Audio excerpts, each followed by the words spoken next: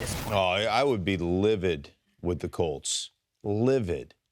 You cannot.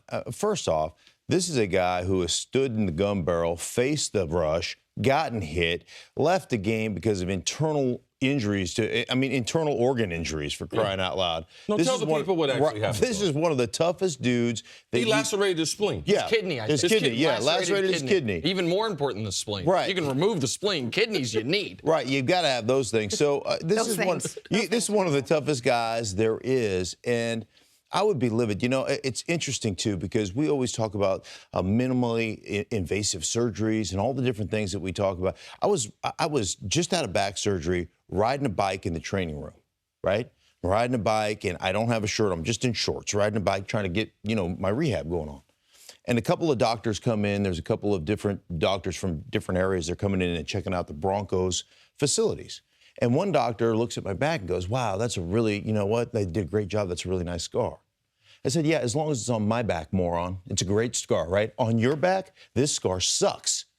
And, when you start trying to put your finger on other people's pain and you try to start, that is just, it is completely inappropriate. Now, how many surgeries have you had? 29. And for Andrew Luck, he's one of the toughest cats in football. And for his owner to come out there and say that, again, you take it with a grain of salt because it is Jim Irsay and he's got a history of saying stupid stuff, right?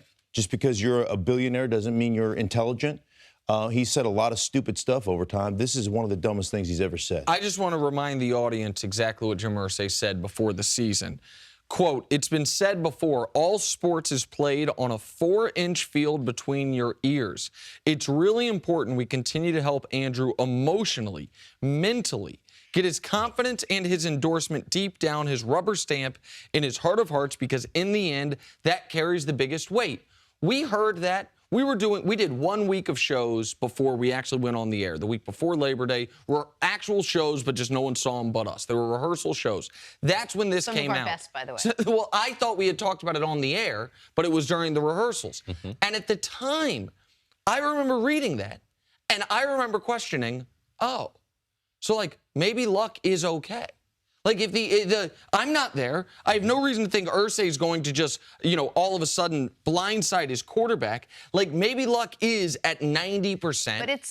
But I think it's not being fair to Andrew Luck in that, and this is to your point, what you say all the time, he doesn't need confidence. He doesn't need emotional endorsements. He doesn't need a pat on the back. All this kid wants to do is play football. Oh, yeah. And for you to deny... Andrew Luck is a throwback player. For you to deny him, any justice whatsoever in faking it or wanting to stay out or thinking that it's anything other than I physically can't play football, he would play through all of it. That's my point. Absolutely. It seeded doubt in my mind. Of course. Because I'm not there. I'm like, well, if the owner's saying this, they must think Andrew's at 90%. They think he can play at 90%, and he thinks he needs to get to 100%. Turns out he was at 0%. Right. Because he hasn't played all year and won't play all year. And this is the question I have for you, CC, because you know Luck, you know the family, you've talked about the type of person he is. Are we now to a point where Andrew Luck's disposition, which is a positive as far as the type of human being he is potentially damaging his career? That if he were a guy who maybe a couple years ago was more outspoken about the mismanagement in the front office, mismanagement with the coach, if he was a guy that after this was said, he called his own press conference the way a lot of athletes would and said, I want to say something about what the situation laid out. I hurt myself in 2015. I played through it. I played through it in 2016. And you've told me that's not who he is. Yes. Is that hurting him now?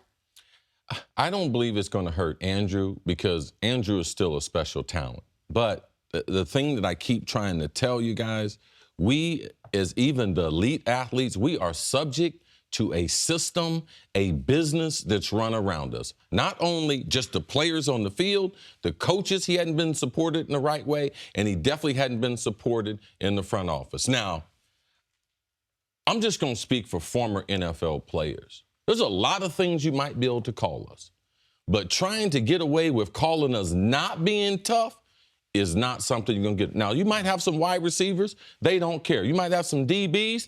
They don't care. But the great percentage of NFL players, if you say, what is the one attribute that you have that separates you from other human beings? It's say, man, I got it. I got it right in here, and it transfers up to right here. I'm tough.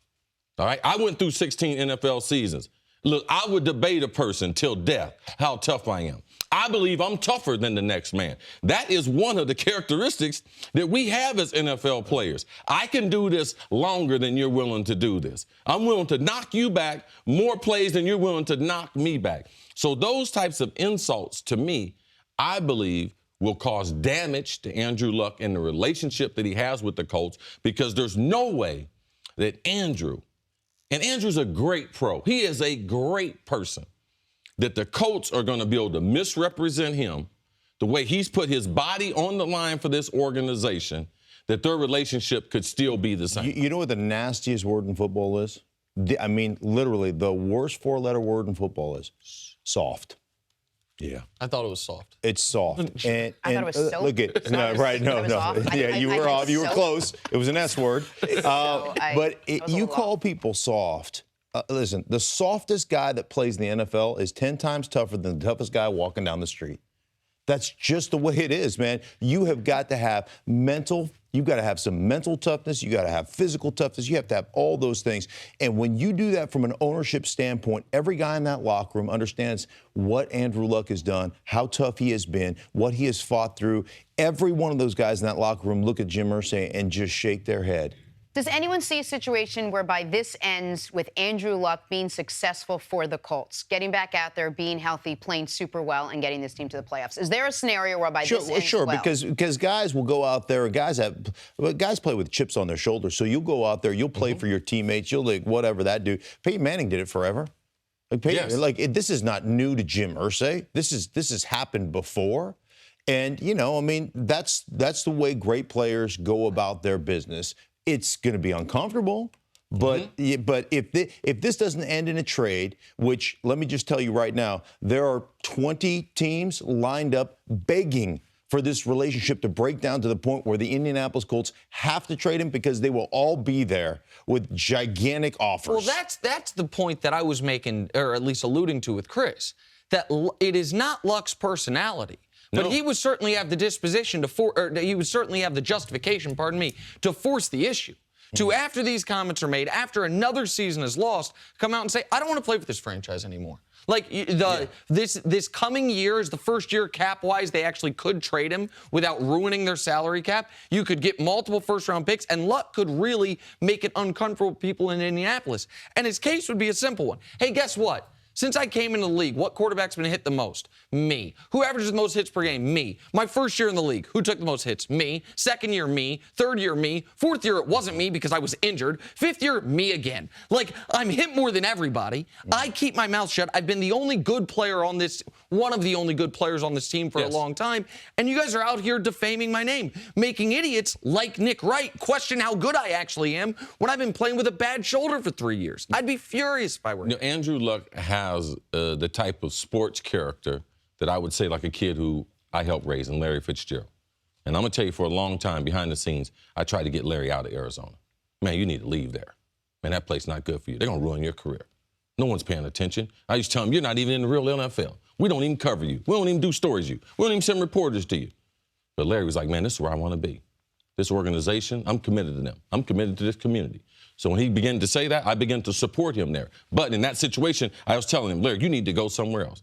Andrew Luck has the same type of character. Andrew Luck will stay in Indianapolis. He will make them a winner. Andrew Luck is committed to putting a banner in the rafters in Indianapolis. And I'm not talking about AFC divisional game banner, the one they put up there last year. Mark, stick around. Coming up. Thanks for watching. Subscribe here to get the latest from the show. Also, be sure to check out more of the best clips from First Things First, or go watch a few segments from our other shows on FS1.